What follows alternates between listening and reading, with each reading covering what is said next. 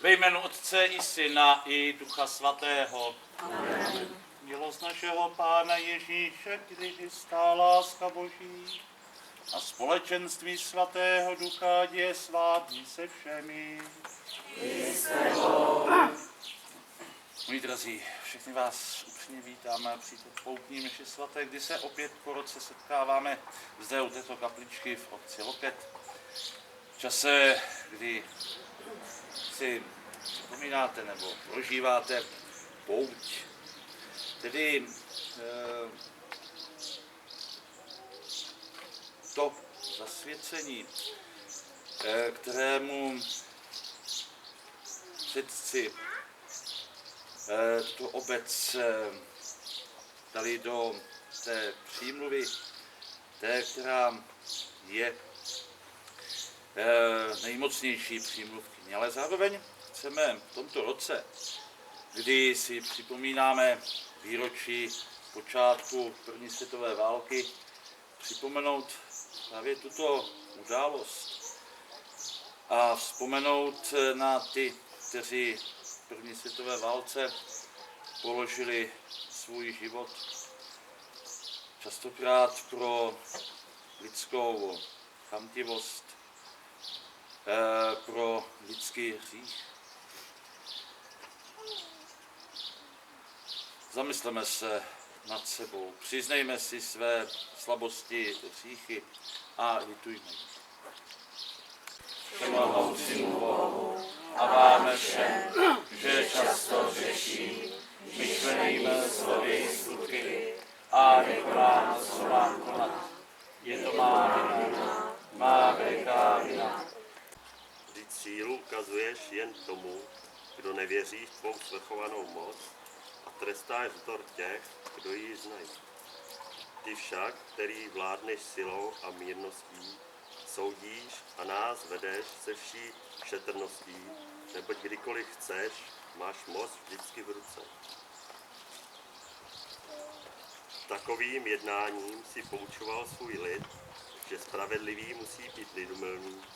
Svým synům poskytuješ radostnou naději, že po hříchu dáváš příležitost k lítosti. Slyšeli jsme slovo Boží. Bohu díky. Protože ty jsi veliký a činíš divy, ty jediný jsi Bůh.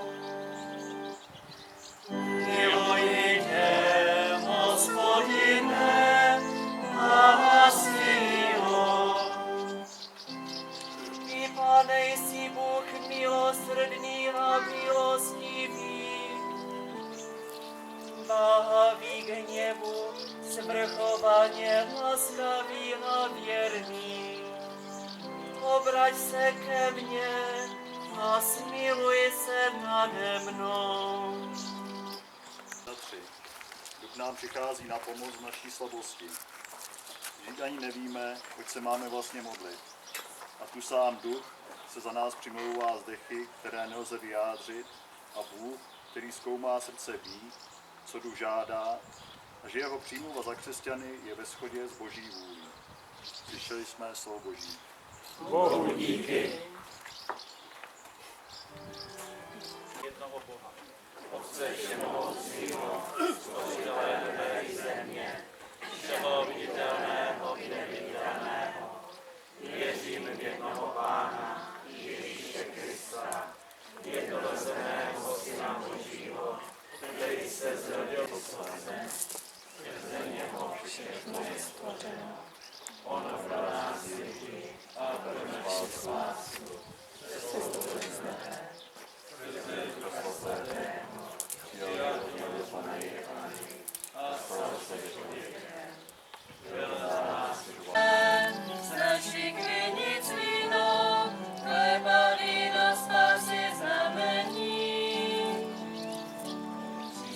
Pane, ze svých políček. Přijmi, Pane, ze svých vinic víno, ze svých políček. Našemu Otci. Je to důstojné a spravedlivé. Pravdě je důstojné a spravedlivé, dobrého Spasitele. Svatý Otče všemohoucí, věčný Bože, abychom ti vždycky a všude vzdávali díky. Neboť v tobě žijeme, pohybujeme se a jsme. A láska, kterou nás každodenně naplňuje, je v nás počátkem života věčného. Svatý, svatý, svatý Pán, odpusť nás podlů, nebe i země jsou plný tvé slávy. Hosana na výsostech. Toto je kalich mé krve, která se prolévá za vás, za všechny na odpuštění hříchů. Toto je smlouva nová a věčná. Konejte na mou památku.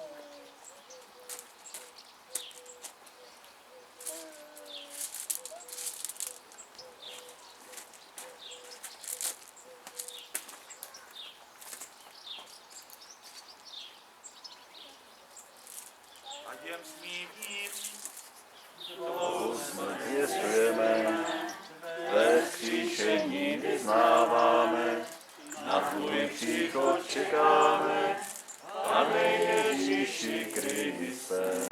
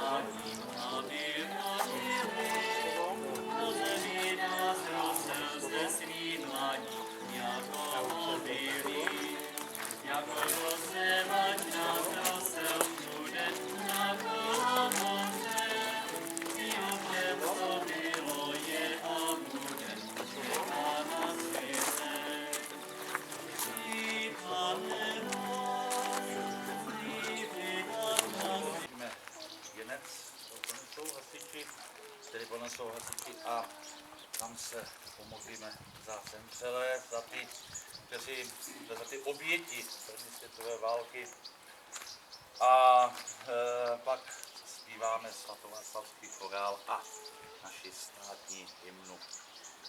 Děkuji vám všem za účast, zvlášť těm, kteří připravovali zde slavení této eucharistie.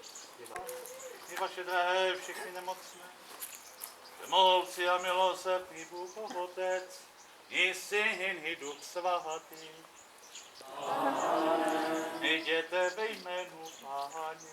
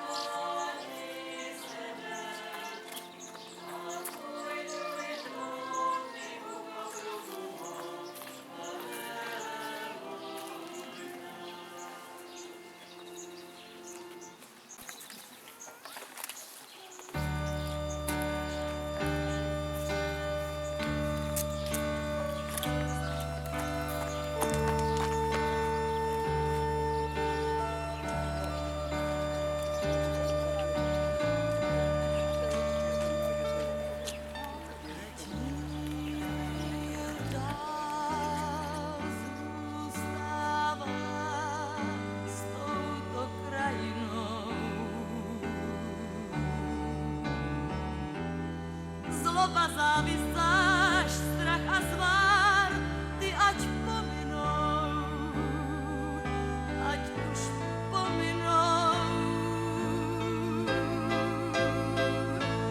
Ať už tvá ztracená vláda věcí tvých, jež se k tobě navrátí,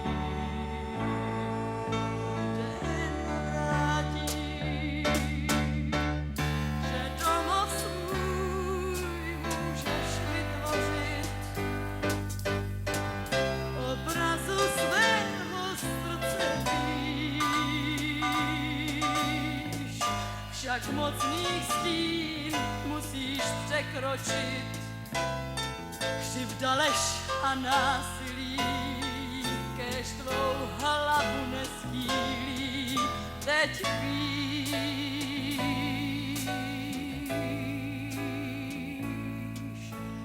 Ať mír dál zůstává s touto krajinou.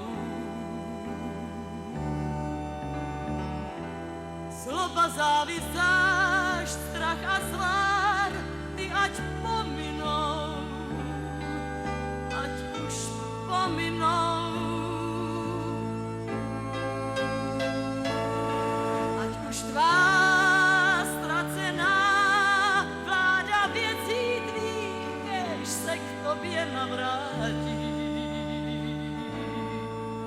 Lidé navrátí.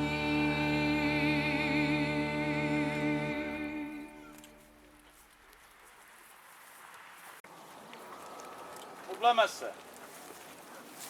Bože, ty jsi nám poslal svého syna, aby nám přinesl tvůj pokoj a on za nás prolil svou krev a tak přemohl naši lidskou zlobu.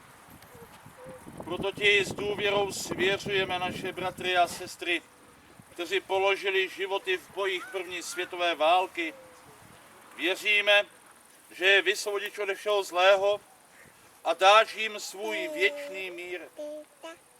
Prosíme tě i za ty, kteří byli hluboce zraněni v důsledku války, jak na těle, tak na duchu. Zahlaď tyto bolestné rány. Prosíme tě za smíření zla, které se tímto hrozivým konfliktem zrodilo. Odpusť našim předkům a pomoz nám usilovat o skutečný mír, nebo ty žiješ a vládneš na věky věků. Amen.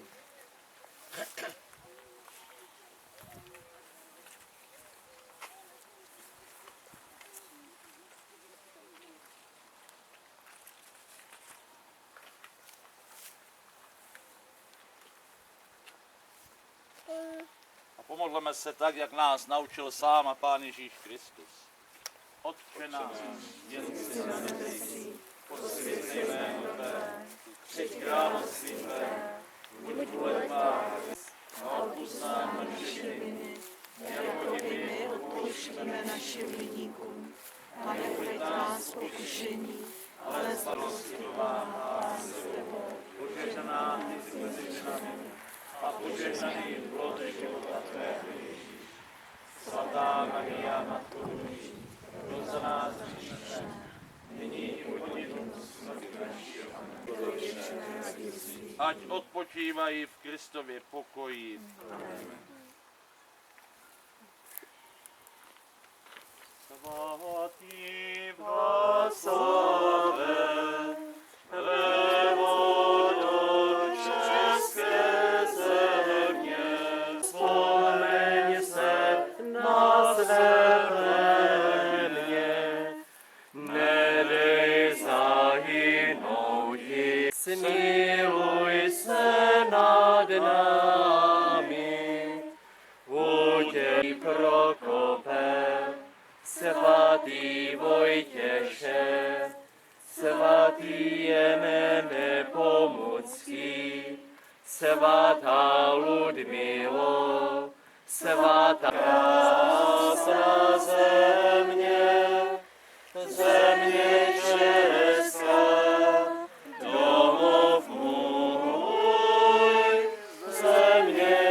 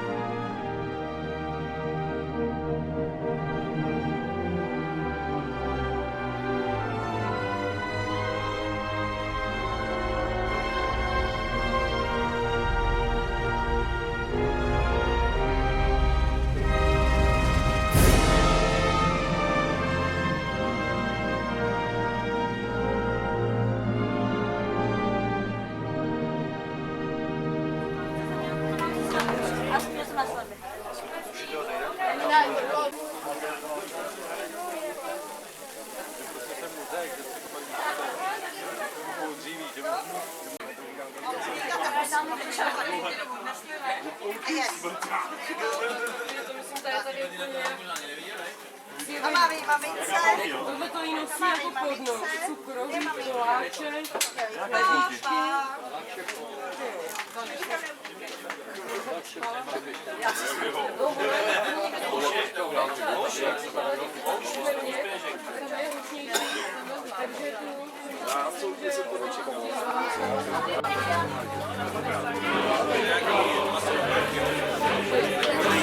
Kalany.